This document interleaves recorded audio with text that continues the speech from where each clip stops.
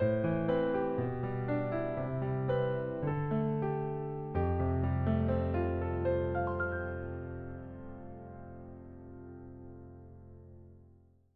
기도하심으로 6월 1일 매일 주심 기도회 시작하겠습니다. 하나님 감사합니다. 새로운 한 달의 시작을 우리에게 주시고 오늘도 여전히 하나님을 예배하는 자리에 설 수 있게 해주셔서 감사합니다. 아침마다 부를 수 있는 주님의 이름을 우리에게 주셔서 감사합니다. 하나님, 로마서의 말씀을 묵상하는 동안 우리가 내 마음의 중심과 삶의 구석구석을 들여다볼 때면 이런 모습으로 어떻게 하나님을 따라갈 수 있을지 막막함과 부끄러움이 커져갑니다. 신앙을 붙들고 살아온 오랜 시간에도 불구하고 내 삶에 나타나는 하나님의 영광을 가리며 살고 있었던 것은 아닌지 두렵기도 합니다. 그러나 하나님, 상하고 통회하는 심령을 찾으시는 하나님께서 우리의 있는 모습 그대로를 받으시고 당신의 자녀로 삼아 주셨음을 기억하오니 우리에게 구원으로 오신 하나님의 본심을 다시 한번 경험할 수 있도록 은혜 베풀어 주시옵소서.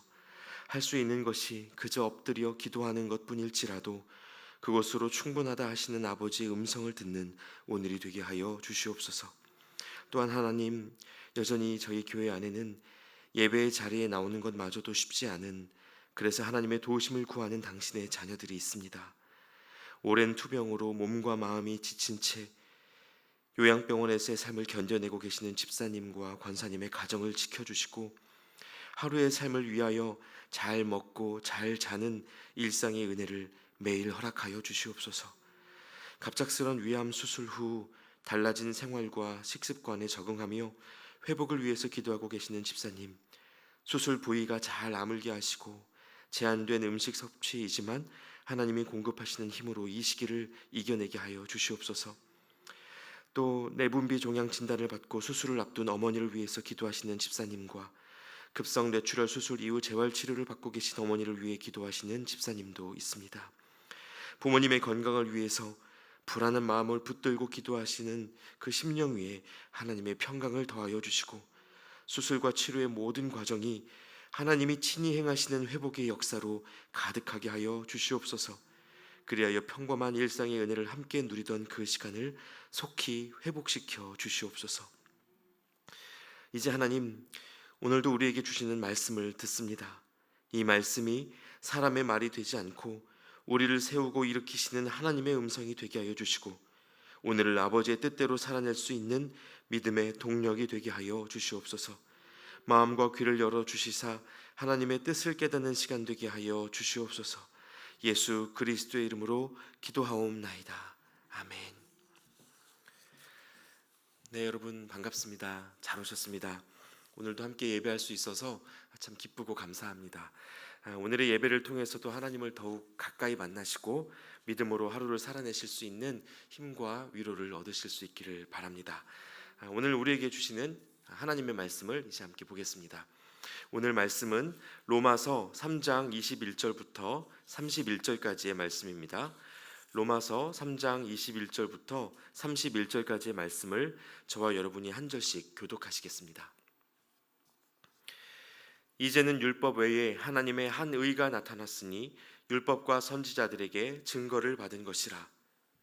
곧 예수 그리스도를 믿음으로 말미암아 모든 믿는 자에게 미치는 하나님의 의니 차별이 없느니라. 모든 사람이 죄를 범하였음에 하나님의 영광에 이르지 못하더니 그리스도 예수 안에 있는 속량으로 말미암아 하나님의 은혜로 값없이 의롭다 하심을 얻은 자 되었느니라. 이 예수를 하나님이 그의 피로써 믿음으로 말미암는 화목제물로 세우셨으니 이는 하나님께서 길이 참으시는 중에 전에 지은 죄를 간과하심으로 자기의 의로우심을 나타내려 하심이니 곧 이때에 자기의 의로우심을 나타내사 자기도 의로우시며 또한 예수 믿는 자를 의롭다 하려 하심이라. 그런즉 자랑할 때가 어디냐? 있을 수가 없느니라. 무슨 법으로냐? 행위로냐? 아니라 오직 믿음의 법으로니라. 그러므로 사람이 의롭다 하심을 얻는 것은 율법의 행위에 있지 않고 믿음으로 되는 줄 우리가 인정하노라. 하나님은 다만 유대인의 하나님이시냐? 또한 이방인의 하나님은 아니시냐? 진실로 이방인의 하나님도 되시느니라. 할례자도 믿음으로 말미암아 또한 무할례자도 믿음으로 말미암아 의롭다 하실 하나님은 한 분이시니라. 그런즉 우리가 믿음으로 말미암아 율법을 파기하느냐? 그럴 수 없느니라.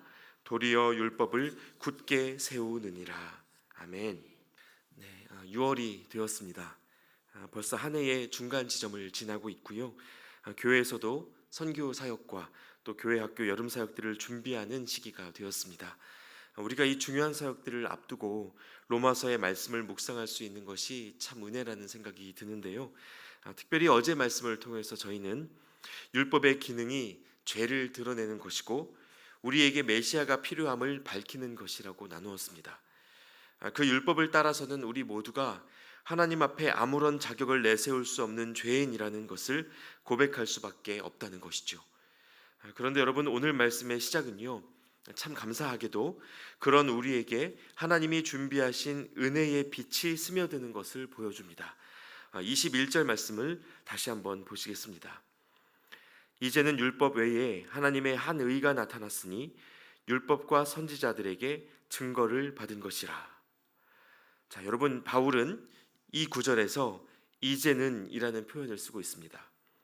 이것은 하나님의 때, 즉 하나님의 일하심이 시작될 때를 가리키는데 앞선 말씀들과는 다른 어떤 반전이 느껴지는 표현입니다.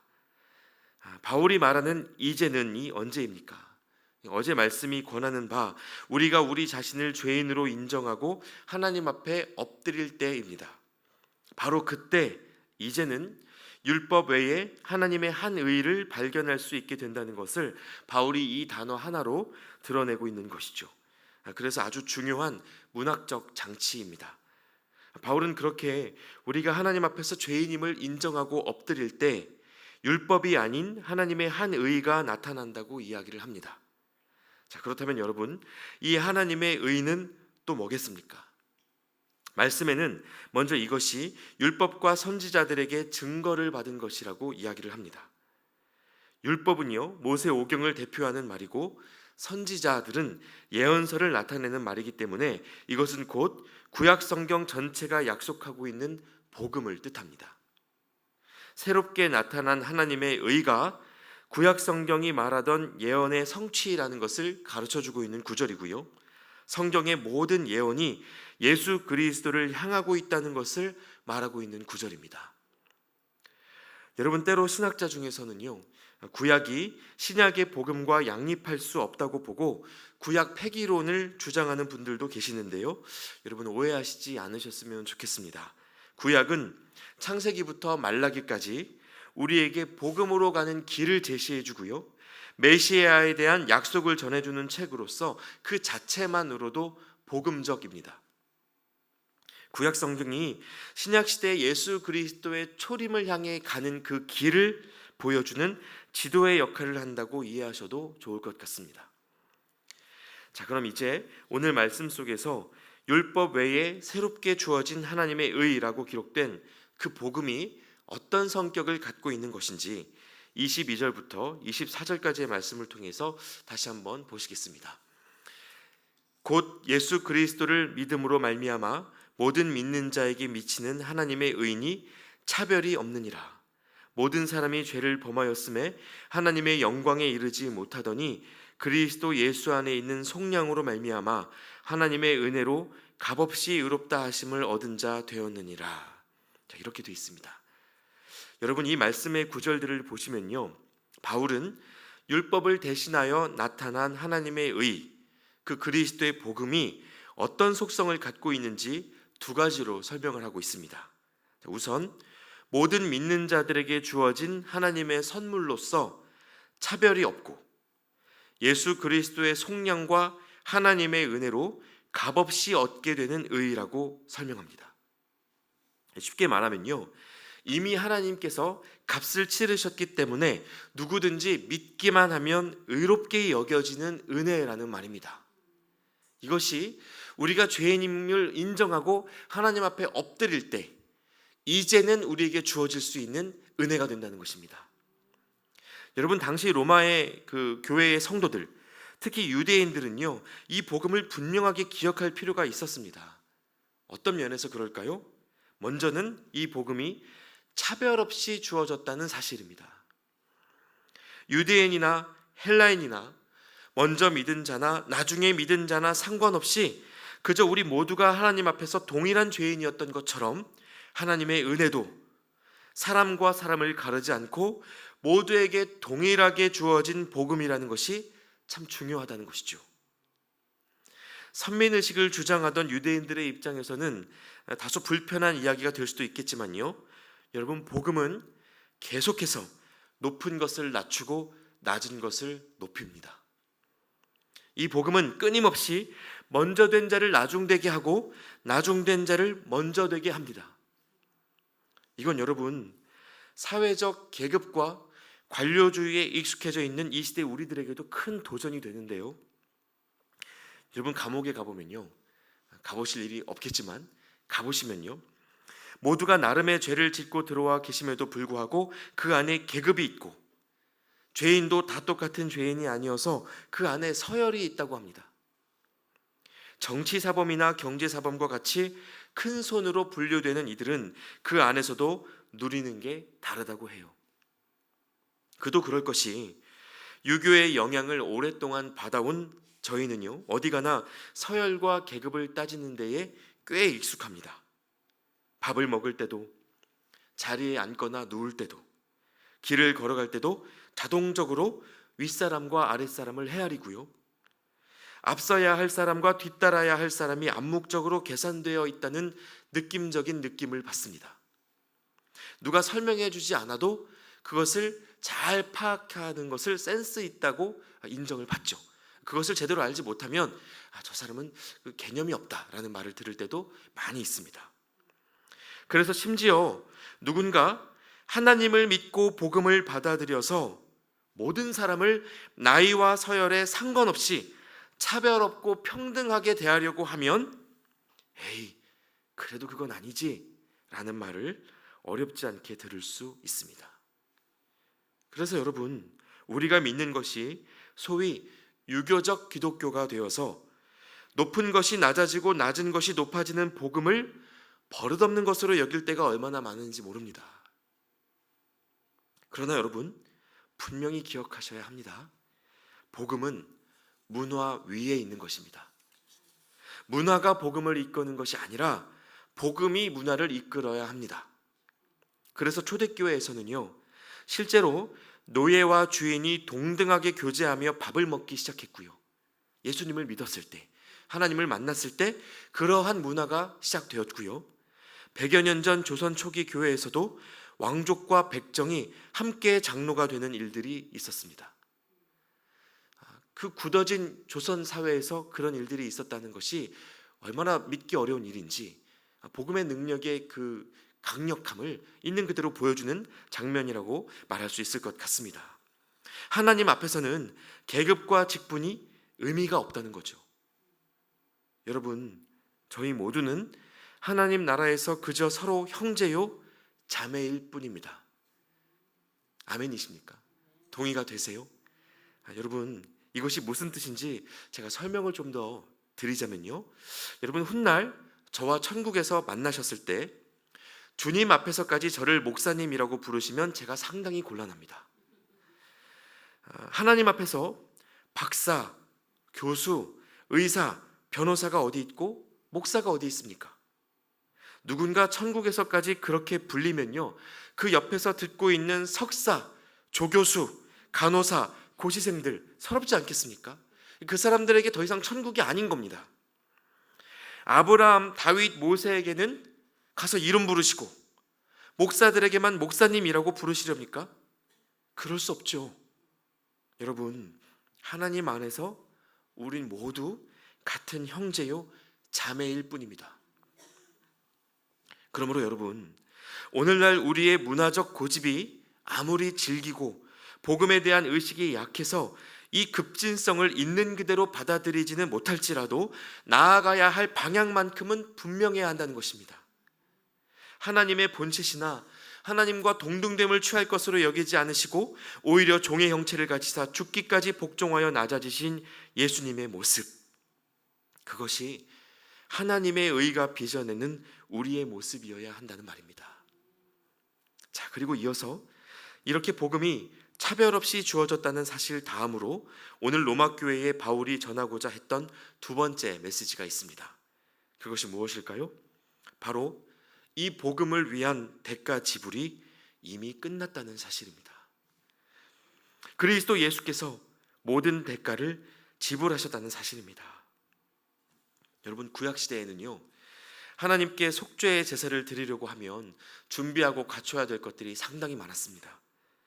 레위기 4장의 말씀을 보면 특히 제물을 자신의 상황에 따라 소, 양, 염소, 비둘기 중에서 준비를 하고 흠없는 동물로 골라야 했습니다.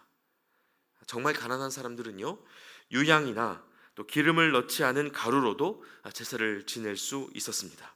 그러나 대부분은 짐승을 제물로 삼았는데요, 이때 제물의 피를 성전 내부 처소 곳곳에 뿌리고 모든 기름을 제단 위에서 불사른 뒤에 그 가죽을 포함한 다른 부위를 모두 진 밖으로 가지고 나가 불살라야 했습니다.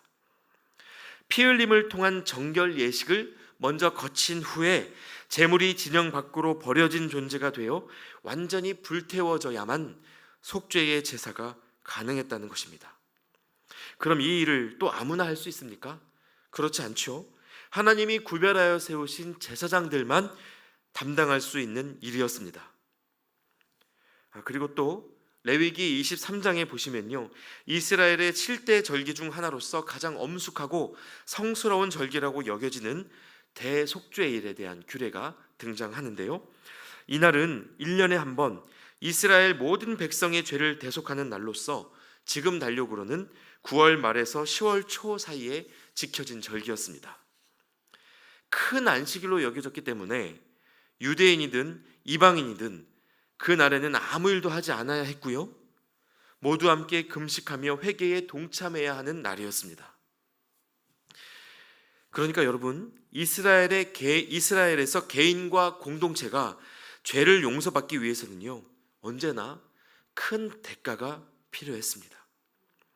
A부터 Z까지 모든 절차가 율법의 기준에 따라 정확하게 이루어져야 했고요, 제물이 된 짐승에게 안수해서 사람의 죄를 전가했음에도 불구하고 모든 사람들이 마치 죽은 자처럼 엄숙하고 경건한 시간을 보내야만 했습니다. 정말 쉽지 않았습니다. 그런데 앞서 읽으신 24절에서 바울이 뭐라고 이야기를 합니까? 그리스도 예수 안에 있는 속량으로 말미암아 하나님의 은혜로 값없이 의롭다 하심을 얻은 자 되었느니라. 값없이 속죄의 은혜를 누리는 길이 열렸다는 것. 여러분, 이 값없이라는 세 글자의 무게가 어떤 것인지 느끼실 수 있으면 좋겠습니다. 값없이라는 말은 공짜라는 말이 아니고요, 이미 우리를 대신해서 생명의 값을 치르신 이가 있다는 말입니다. 바로 이 일을 이루신 예수님을 가리켜 바울은 화목제물이라고 부르고 있는데요, 여러분 25절 말씀을 다시 한번 같이 읽어보시겠습니다. 25절입니다. 이 예수를 하나님이 그의 피로써 믿음으로 말미암는 화목제물로 세우셨으니 이는 하나님께서 길이 참으시는 중에 전에 지은 죄를 간과하심으로 자기의 의로우심을 나타내려 하심이니. 아멘. 여러분, 이 말씀 안에 담긴 하나님의 마음을 깊이 헤아리는 은혜가 있으시기를 바랍니다. 저희는 이번 한 주간 말씀을 통해 우리 모두가 부인할 수 없는 죄인임을 확인하고 정말 구원의 은혜가 필요한 존재라는 것을 다시 고백해 오고 있습니다. 그런데 오늘 하나님이 그런 우리의 죄를 간과하시기 위하여 독생자 예수 그리스도를 화목제물로 삼으셨다고 말씀하십니다. 그리고 이 일로 인해서 우리가 누리게 된 것을 히브리서 9장 12절이 또 이렇게 이야기하고 있습니다. 염소와 송아지의 피로 하지 아니하고 오직 자기의 피로 영원한 속죄를 이루사 단번에 성소에 들어가셨느니라. 그러니까 염소와 송아지의 피가 아니라 예수께서 자기의 피를 쏟아내심으로 영원한 속죄가 완성되었다는 것입니다. 죄를 사함받기 위한 복잡하고 어려운 그 율법의 요청이 예수 그리스도의 십자가로 단번에 완성되었다는 것입니다. 그래서 요한복음 13장에서도요, 여러분, 예수님이 유대인 제자들의 발을 씻겨 주실 때 새 계명을 너희에게 주노니 너희가 서로 사랑하라. 내가 너희를 사랑한 것 같이 너희도 사랑하라. 이렇게 말씀하셨습니다. 차별 없는 대속에 동참함으로써 스스로 화목제물 될 수 있는 그 사랑이 이전의 모든 율법을 축약하는 새 계명이 되었다는 것입니다. 그래서 여러분, 신앙은요, 사랑하다가 대신 죽는 삶으로의 초청입니다. 사랑하고 하다가 누군가를 위해 대신 죽는 삶, 그 차별 없는 대속에 우리가 동참할 수 있을 때 그것이 우리의 믿음으로 인정받게 된다는 것이죠. 여러분, 대속이 없으면 속죄가 없고, 속죄가 없으면 우린 하나님과 무관한 삶을 살게 됩니다. 그러므로 여러분, 이 하루 각자의 자리에서 화목 제물로 살아가실 수 있기를 축복합니다. 그래서 차별이 없고 값없이 주어진 이 하나님의 의가 오늘 저와 여러분을 통해서 곳곳에 흘러넘칠 수 있기를 바랍니다. 그런 우리의 삶이 이 땅에 하나님의 나라를 이루는 구원의 마중물이 될 것입니다. 함께 기도하겠습니다. 하나님, 감사합니다.